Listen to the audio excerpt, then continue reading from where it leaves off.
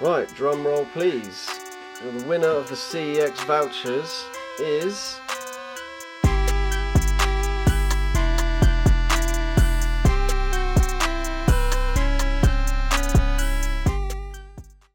Hello, welcome back to Tom's Tap. Got a bit of a different video for you today. I've had a few people in the comments asking me if I could make a video about my gaming collection. And seeing as I've got a gaming themed channel, I thought that'd be a good idea. No one's seen my collection yet, so thought I'd make a video about it. I thought I could just show you what I've got and how I managed to get all my stuff. Everything in my collection I managed to get for free. So I'm going to go through all the different methods that I use to obtain all of the stuff I get for free. I'm also going to be drawing the winner for the CEX giveaway today, so stay tuned to the end of the video so you don't miss that. I did originally start collecting retro gaming stuff when I was about 14. And then I amassed a huge collection over the course of about 15 years. But then I ended up losing interest in it and actually ended up selling it all during lockdown. But recently I've got back into it again. So I've started my channel about 3 months ago. And I think I started collecting again about 4 months ago. So I started going back to car boots about 4 months ago. Now this might seem weird, but I don't actually play video games at all. I'm not a gamer really. It's very rare that I actually do play video games. Every now and then I might do, and if I do it'll be like retro stuff. But to be honest, I don't really have time to game. I'm always too busy. Basically I just like collecting it. I find the hunt is the fun part for me, going out and hunting it down and getting it cheap or getting it free. I think that's the thing that I find enjoyable about it. Some people, when they collect, they'll go on eBay and they'll pay full whack for something and then stick it on a shelf and just look at it. I personally don't see any fun in that. Now, I'm not knocking anyone that does do that at all, but me personally, I just don't really see any enjoyment in that. So what I like to do is go out hunting it to car boots, charity shops, marketplace, and then when I get a win in a really good deal, the game that I have at the end of that, I just see that as like a trophy. So all the games I have are like my trophies of me going out there and getting it. But yeah, without further ado, let's get into it. So here she is. Now I know this might not seem like a lot of stuff, but as I say, I've only been collecting for 4 months. And in that 4 months, I've managed to obtain quite a lot of good stuff, as you can see. Now, anything that ends up in my collection, I'm quite fussy. So I will only keep stuff if it's in very good condition and complete and boxed. I do have some exceptions. There are a couple of things like these PSPs and these memory cards that I will have without the boxes, because memory cards, like, you're never going to find them out in the wild boxed. So that's one thing I make an exception for. But things like N64 games, if I come across loose carts, I don't bother with them. I'm only interested in the ones with boxes and manuals. Now these PSPs, the only reason I've kept these two without boxes, so this one I got a car boot sale. That's in one of my previous videos. Okay. How about that, mate? Fine, buddy. Now the only reason I kept that is because I wanted to mod it and put like emulators and stuff on it, which I am still planning to do. But then I got this one the other day. I actually got that from the tip. It's a lilac PSP, which is awesome. Really like the colour of it, and they're really rare as well. Now I got this basically for free. Bought it in a big job lot from my tip contact. But what I think I'm going to do, because this isn't boxed, it makes me not want to keep it. But I was looking on eBay and you can buy these shells, lilac shells with all the buttons, like replacement shell. So what I think I'm going to do is buy a replacement shell, put it on that one, and then mod that one, because I don't really want to be modding one that's really rare like that. So I'll probably just sell this, and I think I'll probably be able to get about 100 quid for that. So if anyone's interested, let me know, give me a message on Instagram. But yeah, that's the only ones I've got that aren't boxed. Everything else is all boxed with manuals, complete, and at least in, well, I'd say the minimum condition requirement is very good. So like very good to mint, pretty much. I say that. Some of these are a little bit battered, but that's only because, so these games here, I also got all them from the tip. Someone threw all these in the skip, and then unfortunately someone threw a load more stuff on top of them and it squashed them all. So these boxes were all squashed, but I've managed to straighten them all out, and I put them in box protectors now. Now I've kept these just because, one, they were free, and two, you just don't come across boxed N64 games in the wild very often. So I've kept all them, even though they aren't in the best condition. And what I'll do is, if I come across games that are a condition upgrade, then I'll just swap them out and then sell these ones.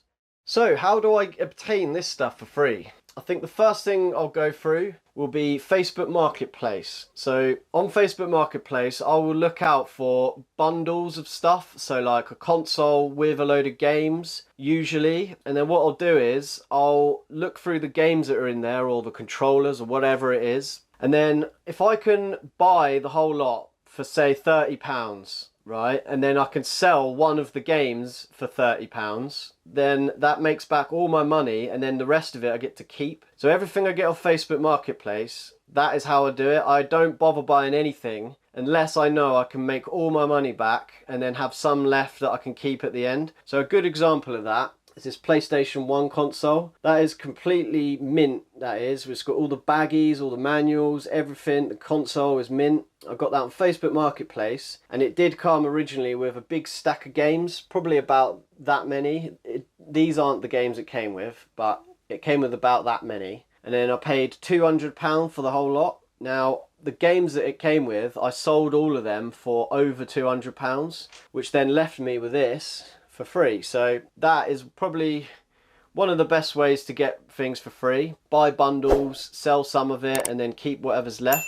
And then only buy stuff if you know you can keep some of it at the end. So the games that came with that originally, there were some in there that I wanted to keep. So they had a few Crash Bandicoot games and stuff, but I also wanted to get it all for free, so I had to sell some of it so I could keep some of it, even though I did want some of the stuff that was there. That's my general rule. Like, it has to all be free, otherwise I'm not interested. That's as I say, this is what I find fun about collecting, is getting all of it for free. That's the fun part about it for me. And then, as I say, these are like the trophies that I have at the end, just to sort of show, right, I did that, I got that for free. So yeah, Facebook Marketplace, that's a really good way to do it. Another way is obviously car boot sales. So a lot of this is from car boot sales, probably most of it, I'd actually say. Like these games here, I picked them up for like a 50p, a pound or less. Now you might be thinking, well, you paid for them, you paid £1 for them, so how's that free? Well, the thing that makes it free in my eyes, for me, when I go to car boot sales, I buy gaming stuff, but then I also buy any old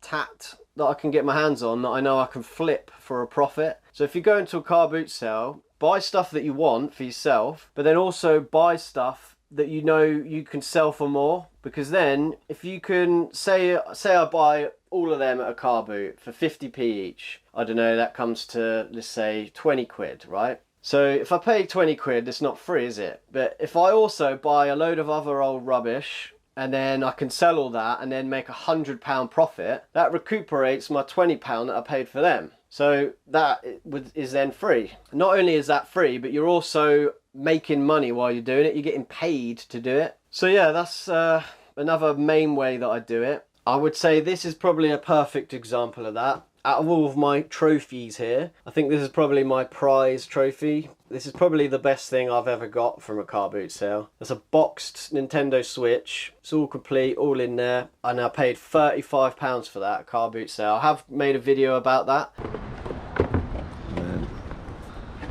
All in the original box, yeah. Cables, everything. So we should take 35. If you and then I'll buy them as well. So. Well, games as well, 40. 40, yeah? Yeah. Alright, yeah. Deal. So go check that out if you haven't seen it. But yeah, instead of me paying £35 for that, that same day, I bought a load of other stuff and sold that and made a load of profit. So that's recuperated the 35 that I spent for that. So that's the way I look at it, basically. And then another way to do it is with CEX vouchers. So what's a good example? So these, I've also made a video about these. These are absolutely mint condition. So it's this game, this game, this game. All complete with all the manuals and booklets and inlays, everything. All in basically brand new condition. I got all three of them at CEX using vouchers. Now the way that I'm looking at it, for that to be free, is a similar way to the car boots. So I go to car boot sales and then I buy controllers, consoles, games. I trade them into CEX for vouchers. But then, as I say, I'm also buying stuff on the same day at the car boot and selling that on eBay. So these at CEX, they cost £20 each.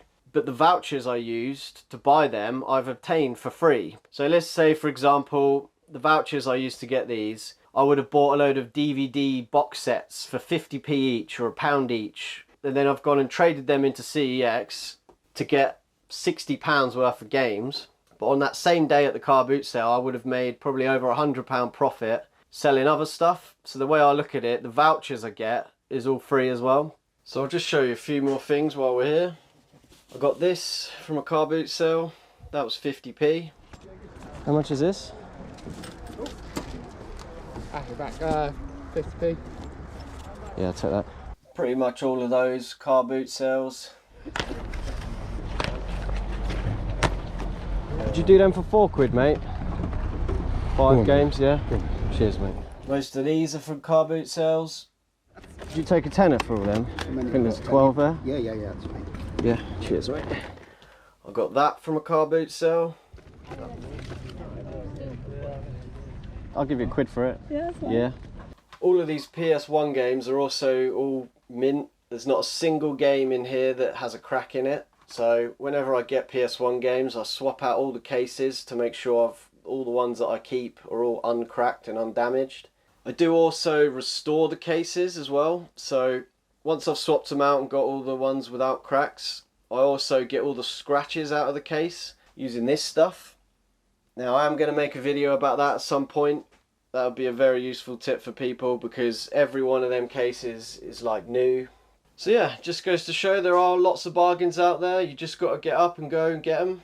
Getting up early helps with car boot sales as well. I'm always there as early as possible, sometimes even 2 hours early.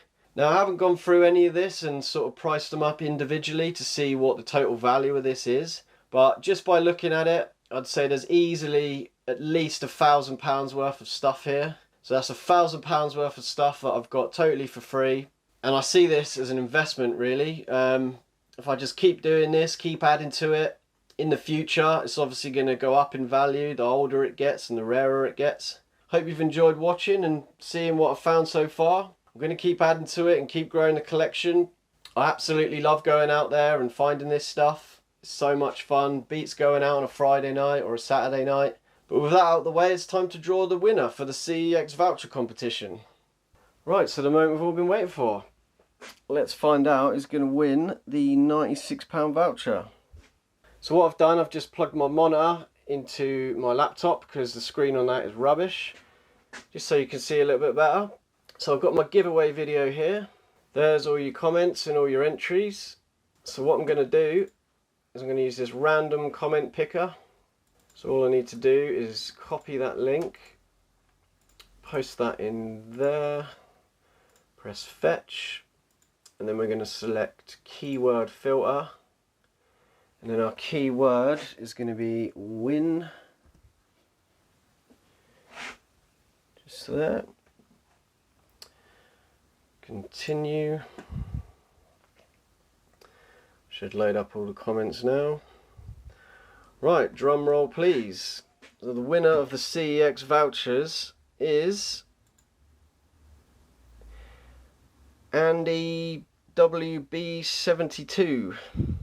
Congratulations Andy. So what I'm going to do, I'm now going to have to, I don't think I can search that in the comments, but I'm going to, yeah, I'll have to manually do that. So let me, just give me a minute, I'll find his comment. So I found Andy's comment just there. I'm just going to send him a message now. So all he needs to do now is message me on Instagram, forward me his address and stuff, and then I can get the voucher sent out to you. I can either send it to you in the post, or I can just send you a picture of it and give you the codes. So there we have it. Let me know if you've enjoyed this sort of video. I might do videos like this in the future. Maybe do like updates every sort of few months of the collection, see how it's growing. Make sure to go congratulate Andy in the comments as well for winning the vouchers. As soon as I get your message, mate, I'll get them sent out to you straight away. Please do consider subscribing as well if you haven't already. Give the video a like as well, it helps me out massively. And as always, I hope you enjoyed the video, and I'll catch you in the next one.